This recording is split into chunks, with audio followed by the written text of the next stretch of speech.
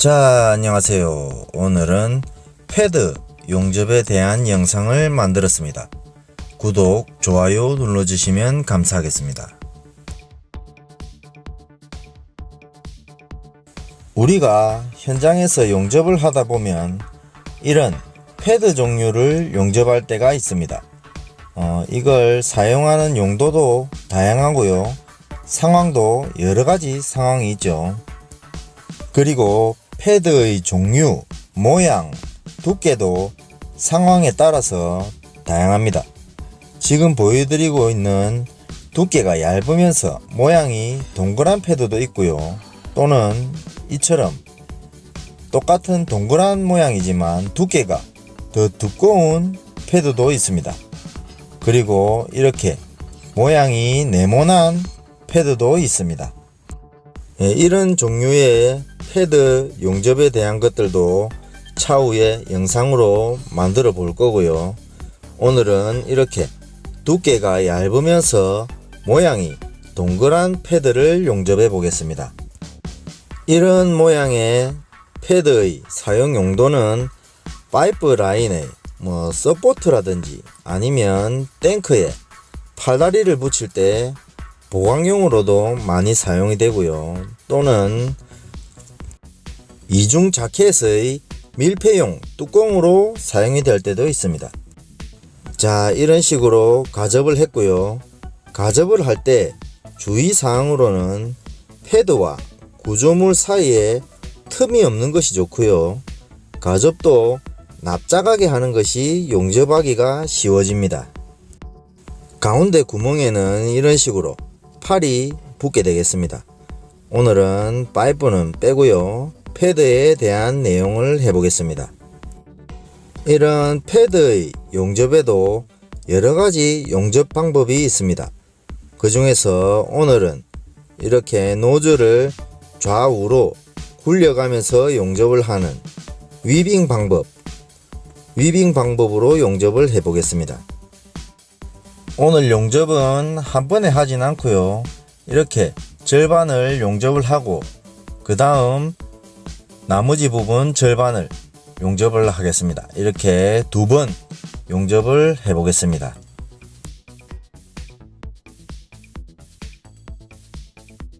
노즐의 내경은 16mm 노즐을 사용했습니다.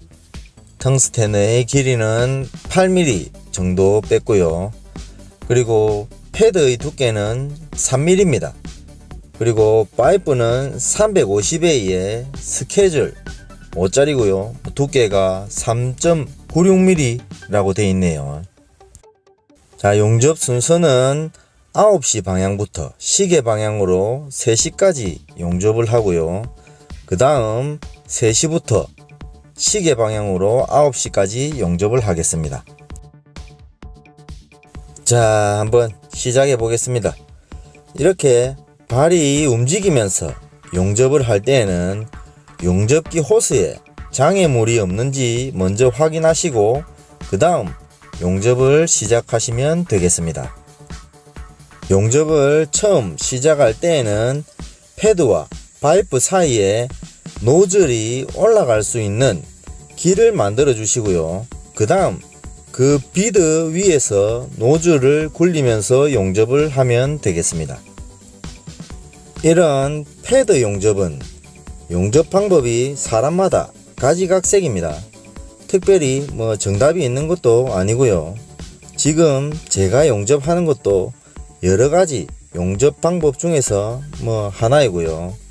참고만 하시고 자기만의 스타일을 만드는 것이 중요하겠습니다. 오늘은 제가 사용하는 방법을 말씀드리겠습니다. 우선 위빙 방법은 노즐을 대각선 방향으로 굴려가면서 진행을 하고요. 철판 맞대기 용접과 비슷하다고 생각하시면 됩니다. 여기서 주의하실 점은 노즐이 비드 위를 걸어다면서 용접을 하고요. 노즐이 파이프에 부딪히지 않게만 주의하시면 됩니다. 노즐은 좌우로 많이 움직이지 않는 것이 좋고요. 노즐이 좌우로 많이 움직이게 되면 노즐이 비드 위를 벗어나 파이프와 부딪히게 되는 상황이 옵니다. 이 점 주의하시면 되겠고요. 용접이 특별히 다른 게 없죠. 그냥 맞대기 위빙한다고 생각하시면 됩니다. 전류는 140A를 사용했습니다. 그리고 용접봉은 2.4파이 용접봉을 사용했습니다.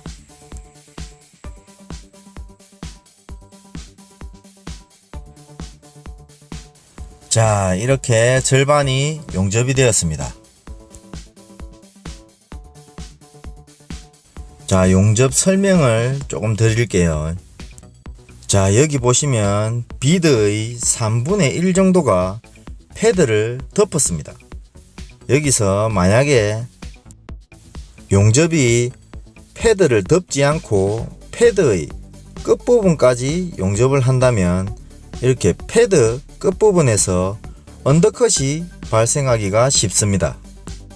그리고 반대로 용접이 패드 쪽으로 치우쳐져서 패드 쪽을 많이 덮는다면 파이프 쪽 용접이 상대적으로 적겠죠. 그리고 경사도 생기게 됩니다. 그러면 파이프 쪽 용접이 용입 불량이나 오버랩이 생길 가능성도 있고요. 이런 언더컷이나 오버랩을 방지하기 위해서는 또 좀 더 두꺼운 용접봉이나 얇은 용접봉을 사용하면 되겠죠. 하지만 거기서 또 따라오는 단점들이 생깁니다. 그래서 이 방법 저 방법 해보고 제 나름대로 선택한 방법입니다. 자, 이렇게 나머지 용접을 또 해보겠습니다. 용접을 다시 시작할 때에는 용접이 끝났던 부분에서 약 1, 2mm 정도 뒤에서 시작을 하시면 용접을 자연스럽게 이어갈 수 있습니다. 자, 보시는 것처럼 노즐은 비드 위를 걸어 다니면서 진행을 하고요. 노즐은 파이프에 부딪히지 않게 주의하면서 용접을 하면 됩니다. 그리고 용접봉의 공급량은 용접봉을 밀어 넣는다는 느낌보다는 용접봉을 바닥에 눌린다는 느낌으로만 공급을 하면 일정한 공급량을 유지하는 데 도움이 됩니다. 그리고 머리의 위치는 항상 용융지보다 앞서 있게 유지해 주시고요. 그리고 이런 용접을 하다가 노즐이 간혹 미끄러지는 경우가 있죠. 그럴 때에는 평소 용접하는 위치보다 왼쪽으로 한 발짝 더 가서 용접을 해 보시면 미끄러지는 경우를 예방하는 데 도움이 됩니다. 자, 마무리가 다 돼가죠. 용접이 끝나는 부분에서는 용접이 연결이 되고 나면 용접봉을 떼고 제살로 몇 번 더 진행해 주시면 연결 부분이 자연스럽게 마무리가 됩니다.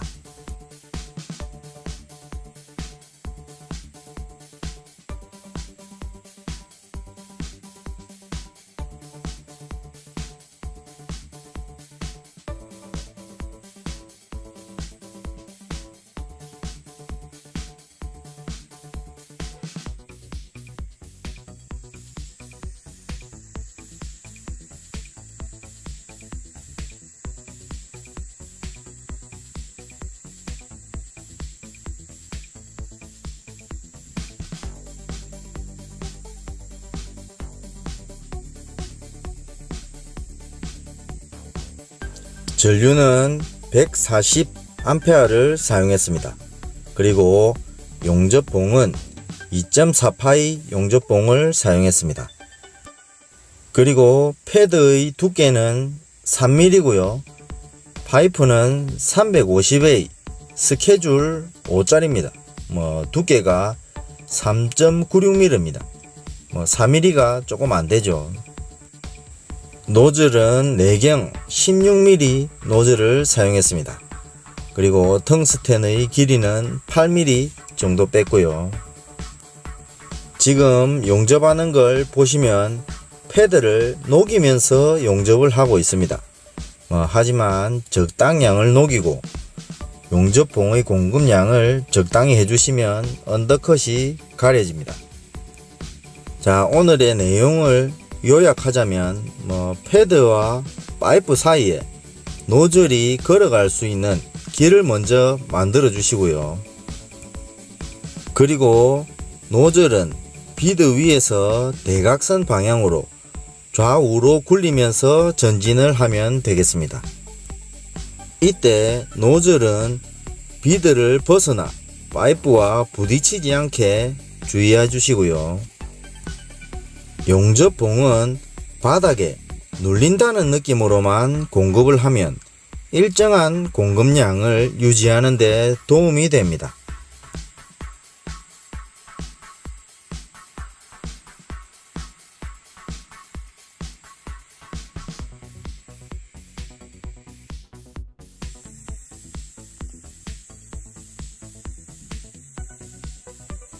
용접의 위치는 패드와 파이프 사이에서 적당한 위치를 찾아서 용접하시면 되고요. 용접이 파이프 쪽으로 치우치게 되면 패드에 언더컷이 발생하기가 쉽습니다. 언더컷을 보완하기 위해서는 용접봉의 공급량을 늘리든지 아니면 굵은 용접봉을 사용하면 되겠습니다. 하지만 얇은 파이프 용접에서는 이별량이 높아진다는 단점이 따라옵니다. 그리고 반대로 용접이 패드 쪽으로 치우치게 되면 파이프 쪽 용접이 오버랩이 생기기가 쉽습니다.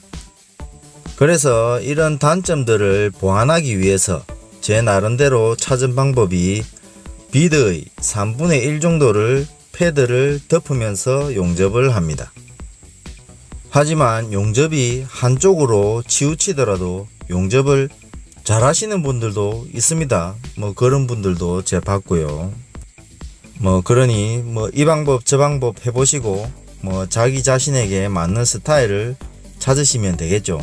제가 하는 방법은 참고만 하시면 되겠습니다. 자, 마무리 부분에서는 용접이 연결이 되고 나면 용접봉을 떼고 몇 번 더 진행해 주시면 자연스럽게 마무리가 됩니다.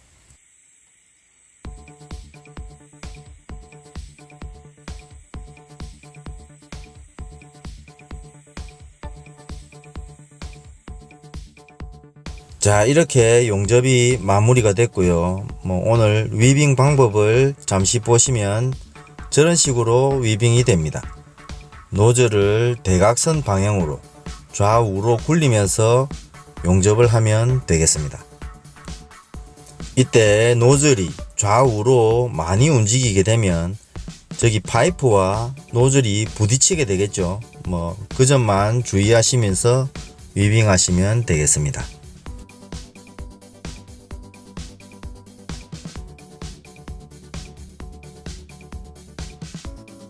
항상 말씀드리는 부분이지만 제 용접 방법이 반드시 정답은 아닙니다.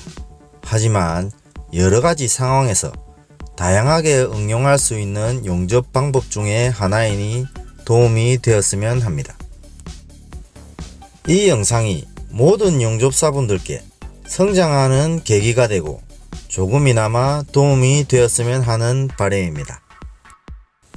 구독하시고 제 채널에 오시면 더 다양한 용접 영상들이 있습니다.